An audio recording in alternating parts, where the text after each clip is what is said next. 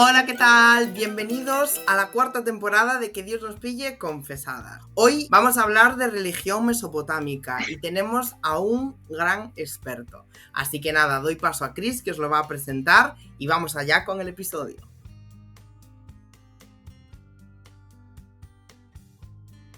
Bienvenidos a Que Dios nos pille confesadas. Hoy traemos a un invitado súper especial que fue profesor nuestro y estamos muy orgullosos de que pueda tener un espacio en su agenda para venir. Y se trata de Andrés Piquer, que es profesor en la Universidad Complutense de Madrid en estudios hebreos y arameos. Además, se dedica a la crítica textual de los libros históricos de la Biblia.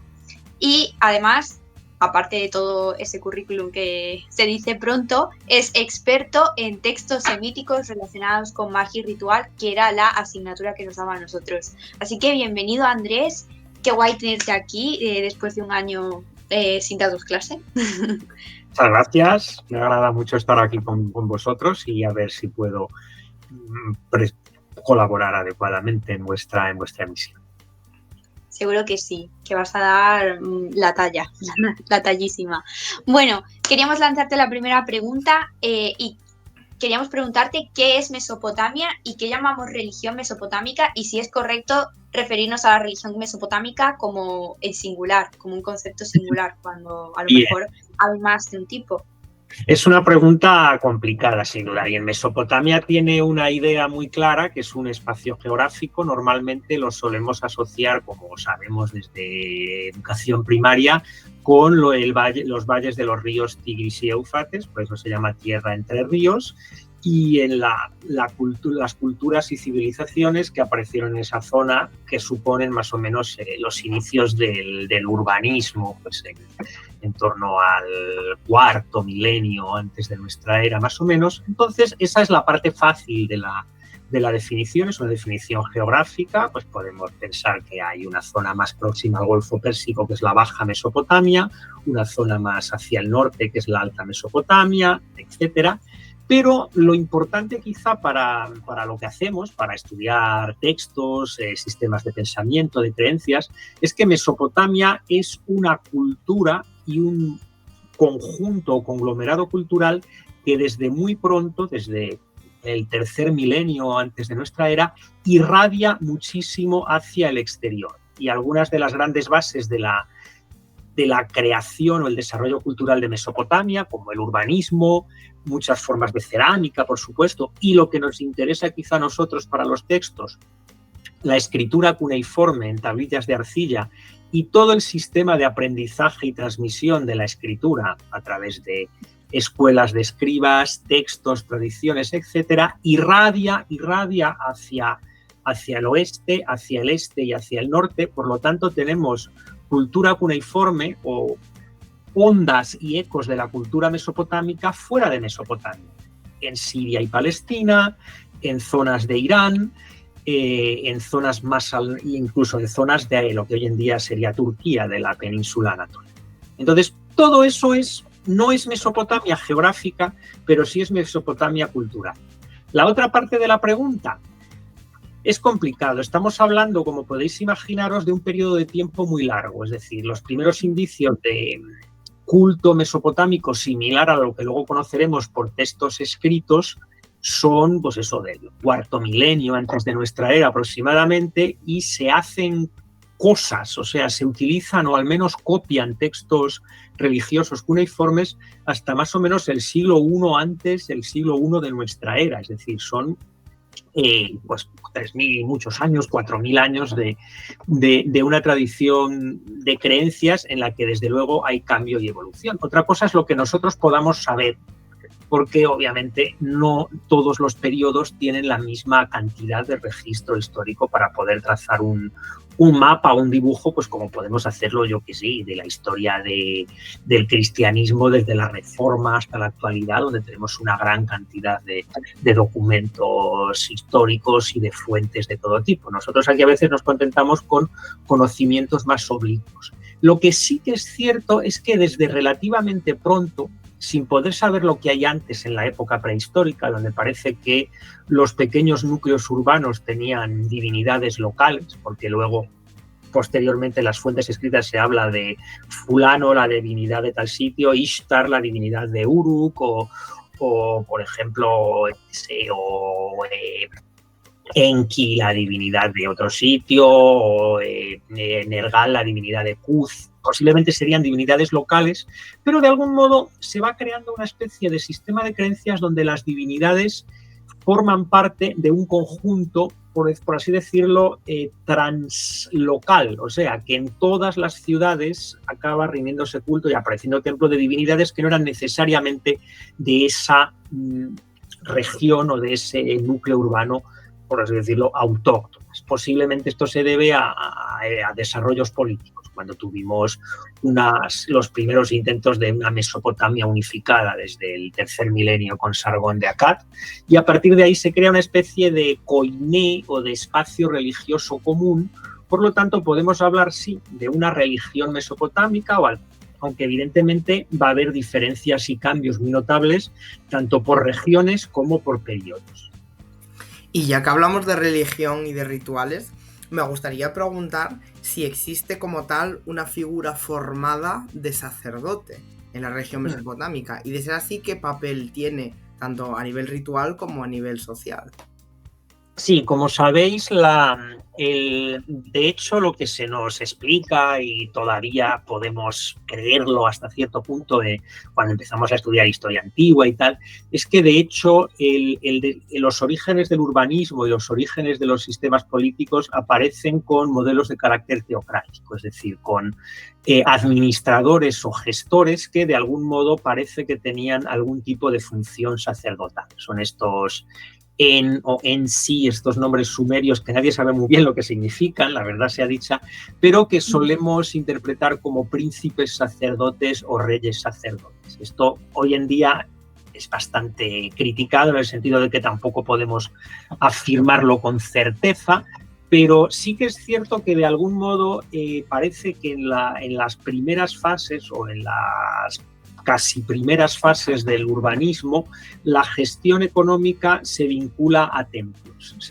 templos, y ahí empiezan a aparecer especialistas religiosos, y esto es algo que dará un poco el pistoletazo de salida a lo que los antropólogos llaman el desarrollo de las religiones o de los sistemas de creencias de carácter eclesiástico, es decir, a una especialización progresiva. Por lo tanto, respondiendo a tu pregunta, cuando estamos ya en una época madura, pues en el periodo paleobabilonio, a principios del segundo milenio antes de nuestra era, y en épocas posteriores, encontramos listas de tipos de sacerdote o tipo de profesional cúltico que pueden hacer un poco de todo. Especialistas en adivinación, como los Baru, especialistas en sanación o exorcismo, como los Ashipu, especialistas en limpieza, en purificación, en mil cosas. Es decir, es algo característico del desarrollo en Mesopotamia. A mí me sigue pareciendo un poco abstracta esta idea de religión mesopotámica, porque no llego a entender cuál era el sistema de creencias. Por ejemplo, ¿qué creían después de la muerte esta gente? O si creían algo. Sí, esto es algo que nos produce un shock bastante notable desde nuestro punto de vista actual, donde hemos vivido muchos siglos o milenios de judeocristianismo, religiones donde creamos en ellas o no, la primera imagen que se nos viene es que creemos en una religión para salvarnos y disfrutar de una existencia post-mortem. En el mundo antiguo, no solo en Mesopotamia, sino en otras zonas, esto no era tan habitual. Los egipcios sí, los egipcios que son muy visuales, porque digamos que lo que se ha conservado en la arqueología egipcia es mucho más vistoso en general que lo que hay en Mesopotamia, eran una excepción notable. Pero en Mesopotamia el mundo post-mortem era un mundo bastante malo. Era algo parecido a, que está quizá más cerca de lo que las lecturas de muchos de nosotros, a lo que aparece, por ejemplo, en la Odisea. En la Odisea se presenta un mundo de los muertos donde todos los espíritus de los muertos viven mal. Son sombras, tienen frío, tienen hambre, tienen sed, y a lo que más pueden aspirar es a tener cierta satisfacción, esto se ve claramente en Mesopotamia, gracias a que sus descendientes les realicen algún tipo de sacrificio funerario periódico. por así decirlo, los muertos comen de la memoria y el sacrificio funerario de sus descendientes. En el momento en el que los descendientes no te sacrifican, pues te conviertes en una sombra hambrienta y en cualquier caso estás destinado a pasarlo bastante mal en una eternidad en el mundo de los muertos. Es un poco son un poco esas dinámicas. Tenemos un texto muy bonito y muy iluminador, que es la tablilla 12 de la epopeya de Gilgamesh, que a su vez parece ser una traducción de un original sumerio, esta tablilla concretamente, Gilgamesh, Enkidu y el submundo, que es el primer texto quizá de un viaje o un relato de qué hay más allá de la muerte. El amigo de Gilgamesh, Enkidu, acaba cayéndose al infierno por accidente o algo así. Y entonces Gilgamesh utiliza una invocación nigromántica, por así decirlo, para que su espíritu ascienda. Lo que le hace es preguntarle qué hay en el mundo de los muertos. Entonces, el resumen dice, si quieres que te cuente lo que hay en el mundo de los muertos, siéntate y llora. Es decir, que incluso con la idea de alguien que ha tenido muchos hijos, que puede hacer un sacrificio funerario durante mucho tiempo, está un poquito mejor, pues realmente no es una situación muy buena. Ya que hablabas de necromancia, me gustaría preguntarte si existe una diferencia formal entre magia y religión en el contexto mesopotámico. Es decir, sabemos que existían prácticas anormativas que podemos caracterizar de magia puramente. Vale, es una buena pregunta y al formularla me has dado una magnífica forma de contestar, así que muchas gracias. Lo anormativo en el mundo mesopotámico, un poco como pasa en el mundo egipcio, no era probablemente la práctica. Lo anormativo era el practicante. ¿Qué quiero decir con esto? Quiero decir que efectivamente, como sabemos casi todos, en el Código de Hammurabi, la segunda ley del Código de Hammurabi, trata sobre la práctica de la brujería agresiva contra alguien. Hay abundantes textos exorcísticos donde se habla de brujos y brujas y de medidas profilácticas o preventivas o de exorcismo para curarnos de la mala influencia ocasionada en nosotros por un brujo o una bruja. En Mesopotamia, en Ugarit, por ejemplo, acabo de editar, un comentario sobre mi testillo contra el mal de ojo que te puede echar también cualquiera por la calle. Es decir, eso está claro. Pero realmente, si nos fijamos un poco, si escarbamos un poco más hacia adentro, vemos que lo que hacen estos brujos, estos personajes anormativos que nos infligen algún tipo de daño mediante la praxis mágica, es prácticamente lo mismo que el procedimiento que realizan los exorcistas cuando van a ayudarnos. ¿Qué quiero decir? Pues, por ejemplo, se indica claramente que una forma de magia agresiva implica fabricar muñecos, como en el vudú, y hacerles cosas, pues como atarlos, quemarlos o dañarlos. Pero resulta que el exorcista hace eso mismo.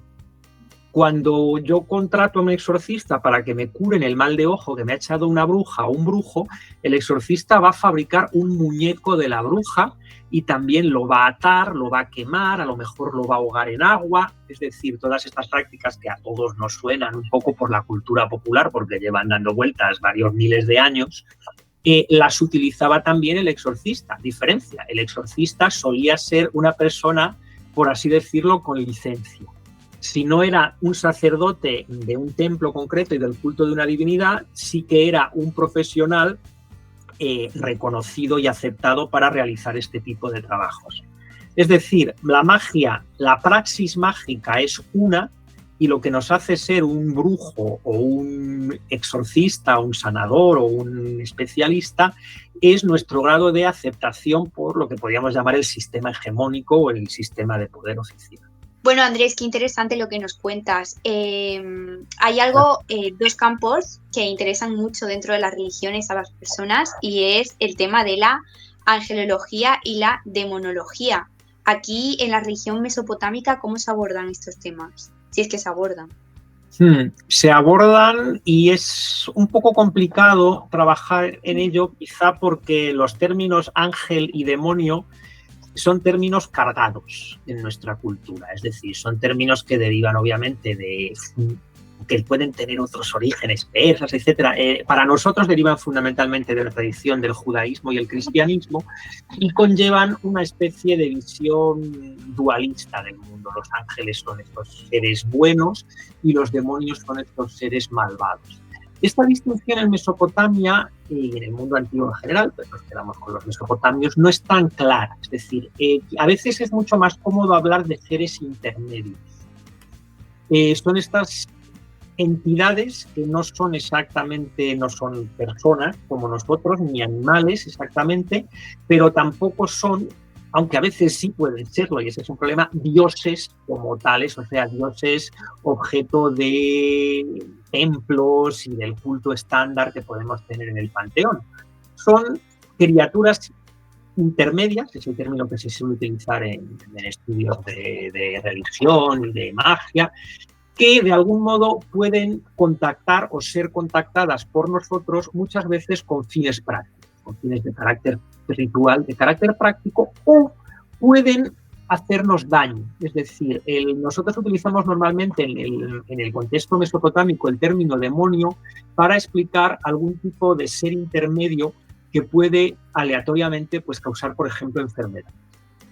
La base de creencia de esto es que los demonios son una especie de resto del caos primigenio de la creación. El modelo mesopotámico implica que la creación es una ordenación de un caos acuático, pelamoso, primigenio. Entonces, bueno, pues la creación no fue 100% ordenada, no estamos hablando de una divinidad como la divinidad del cristianismo, que es omnipotente, omnisciente y perfecta, ¿no? Pues aquí podía haber fallitos, y estos fallos, estos grumos en la masa de la creación, son demonios que pueden fastidiarnos, y entonces estos no forman parte, por así decirlo, del contrato cósmico. No podemos no rendirles culto. Lo que hay que hacer es echarlos o amenazarlos y ponernos serios con ellos para desterrarlos de nuestra vida y del daño que nos puedan causar. Entonces hay un gran corpus de literatura médica destinada a ver qué demonio nos puede estar afectando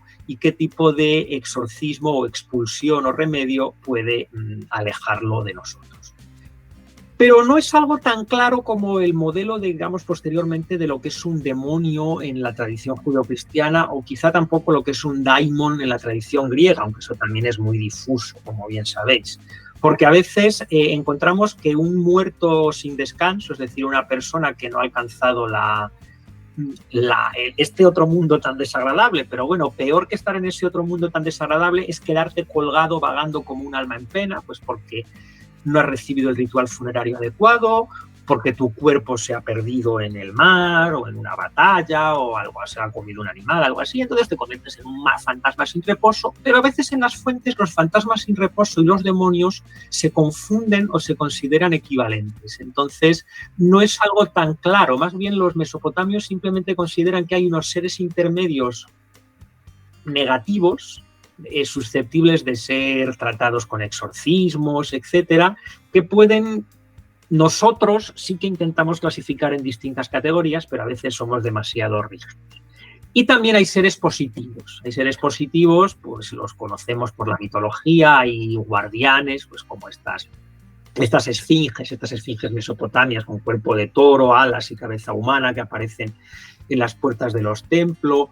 Algunas figuras como los hombres escorpión que aparecen en la mitología guardando el espacio por el que sale el sol, este tipo de cosas. También hay algún tipo de seres intermedios de carácter benigno, pero la gran cantidad de textos son textos de carácter médico y por lo tanto nos centramos en el ser negativo / demonio como modelo o explicación para la enfermedad. Pues es parte de la diagnosis médica, si queréis llamarlo así.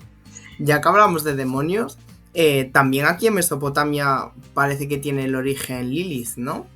Sí, precisamente este es un texto, es un personaje bastante complicado porque nadie sabe lo que es exactamente. Es decir, Lilith es un ser que se acaba componiendo o formando por distintas tradiciones y casi todas ellas arrancan en Mesopotamia. Por un lado hay una criatura / demonio que se llama Lamashtu, que realmente aparece nombrada como hija de una divinidad, como hija del dios Anu, con lo cual dices, bueno, pues es una diosa, ¿no? Porque es hija de un dios, pero en los textos, aunque a veces se la trata como diosa, se presenta con las características de un demonio, un cuerpo híbrido, pues con fauces de lobo, con garras de ave de presa, con despeinada, monstruosa, y es una divinidad o un demonio que se asocia a los peligros del parto y a la muerte de los recién nacidos o de los bebés de corta edad. Es una de estas criaturas monstruosas que encarnan pues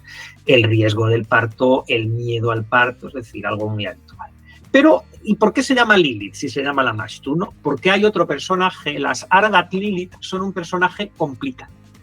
Son, en teoría, según parte del corpus de exorcismos, fantasmas, o sea, muertos sin reposo de mujeres, aunque también hay un demonio equivalente de hombres, que han muerto sin tener relaciones sexuales. Es decir, no por nada así, no pensemos en cosas incel, sino más bien porque no han cumplido con lo que podemos llamar una función biológica o de economía sexual de la sociedad, es decir, la idea de que nacemos para reproducirnos desde el punto de vista tradicional. Entonces, si mueres antes de hacer lo necesario, por decirlo así, puedes convertirte en un muerto sin reposo que va de algún modo a acosar a los jóvenes o a las personas que duermen por la noche. Pues como veis, está ahí el germen del mito del súcubo y del íncubo e incluso el mito del vampiro literario moderno. Pero ¿qué pasa? En algunos textos, en vez de presentársenos a la Ardat Lilith o Wardat Lilith como un fantasma, se nos la presenta como una esposa o amante o algo así del dios Nergal, una divinidad relacionada con el submundo y el reino de los muertos. Y entonces es como una especie de diosa / demonia, como Lamashtu. ¿Cómo es posible que esta criatura sea, por un lado, un fantasma, un muerto sin reposo, y por el otro lado un demonio? Y esa es la gran pregunta. Es decir, que es como un ser híbrido y a veces, según tradiciones o según funciones, le podemos dar una genealogía de un tipo o una genealogía de otro, pero lo que queremos hacer siempre es expulsarla, consignarla al mundo salvaje, incivilizado, y que nos deje en paz y no afecte a los vivos y a su función sexual y reproductiva. Pues, como podéis imaginaros, esto crea una larga tradición, entra en el judaísmo, ya tenemos en los manuscritos del Mar Muerto, ya tenemos un exorcismo muy fragmentario donde se nos habla del ser que se pone encima y el ser que se pone debajo, o sea, lo del íncubo y el súcubo.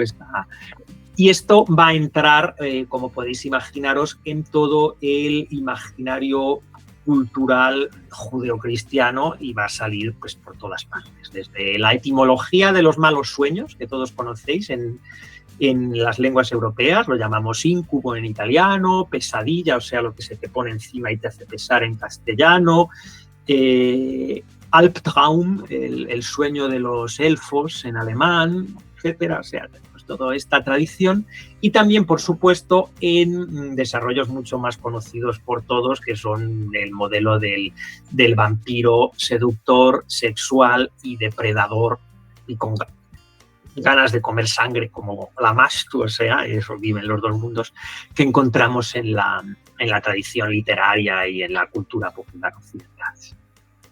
Wow. Y hablando ahora de influencias entre religiones, quería preguntarte qué grandes influencias, porque imaginamos que las tiene, tuvieron los conceptos mesopotámicos en las religiones del entorno.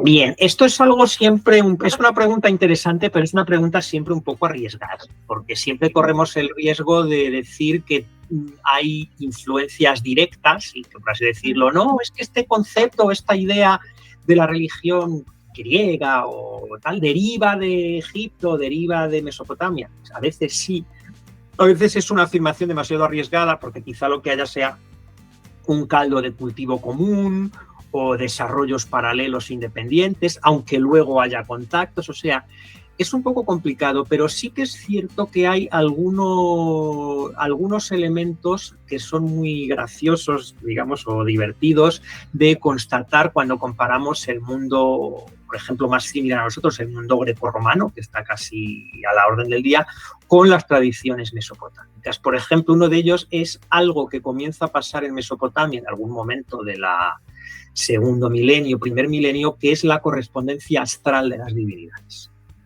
Por ejemplo, que relacionemos a la diosa Inanna en sumerio, luego la diosa Ishtar en acadio, con el planeta Venus. La diosa Ishtar, como sabéis, es una divinidad relacionada con la guerra y con el amor o el deseo sexual. Entonces es como una divinidad polar de la agresivo, la muerte y el sexo y la reproducción, pero el rasgo, digamos, reproductivo de la diosa Ishtar, que aparece en divinidades paralelas como la diosa Anat en el mundo sirio-palestino, por ejemplo, es muy similar al que podemos encontrar, por ejemplo, en Afrodita. Al que podemos encontrar en Afrodita y luego Venus. Y esa correspondencia astral se mantiene. Es decir, nuestra astronomía / astrología, es decir, el uso, digamos, cúltico, no necesariamente adivinatorio, aunque también, pero también nuestro uso cúltico para el calendario, por ejemplo, de lo astronómico, es una mezcla en gran medida de influencias mesopotámicas y de influencias egipcias. Venus es un ejemplo, es decir, pero incluso algunas cuestiones así curiosas como la iconografía que podéis ver en las vírgenes de la pintura renacentista y barroca, los mantos azules de la Virgen, incluso los mantos azules con estrellas de la Virgen son iconografía propia de Ishtar. Sí, yo eso siempre, hay una cosa que explico siempre en clase cuando hablo un poco de la mitología y de la continuidad. Hay un epíteto de Ishtar que aparece en un himno acadio a Ishtar, que es puerta del cielo. Entonces, ese epíteto aparece en una antífona mariana medieval, esta que se llama Ave Maris Stella, Felix que li porta, feliz puerta del cielo. Es decir, dices que esto es coincidencia o es un mantenimiento y una transposición cultural histórica prolongada. Estas cosas sí que existen. Y una ultimísima pregunta. Decías que Inanna y Ishtar son diosas tanto del amor, deseo sexual, como de la guerra, ¿no? Eso también lo tenemos en otras culturas. Por ejemplo, tenemos a Freya en la mitología nórdica, que también tiene esa polaridad, ¿no? Sí. ¿A qué se debe esa polaridad? ¿Se sabe? ¿Hay alguna teoría? Vale, has querido acabar con la complicada. Sí, esto efectivamente. Tenemos Inanna, Ishtar y Anat en el mundo semita. Se suele hablar de Freya en la mitología nórdica. Kali es en la India es la referencia que va a salir y de hecho hay autores que lo han planteado, hay autores que han comparado, por ejemplo, la tipología cúltica o religiosa en el plano del panteón de Ishtar y Anat con la diosa Kali en la India. Es algo bastante complicado, es decir, se ha dicho un poco de todo, hay muchas teorías y ninguna acaba de encajar. Hay quien dice que representan un poco a una divinidades que encargan los comportamientos anormativos. Es decir, cómo funcionan, por así decirlo, como esta categoría que se llama misfit deities, para las divinidades de los que no acaban de encajar, es decir, lo cual funciona regular, porque Inanna originalmente es una divinidad principal, es decir, es la divinidad patrona de los reyes de Uruk. Entonces, como una divinidad diseñada para los misfits, o sea, para las mujeres que quieren ser guerreras y los hombres que quieren ser señora, por decirlo así un poco a lo bruto y con muy poca finura histórica, va a ser a la vez una divinidad asociada al poder político.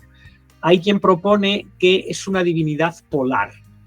Las polaridades sí que son muy características en las mitologías proximo-orientales, y no solo, o sea, en las mitologías antiguas. La idea de que para representar el todo, la mejor forma de representar el todo es encarnar los opuestos.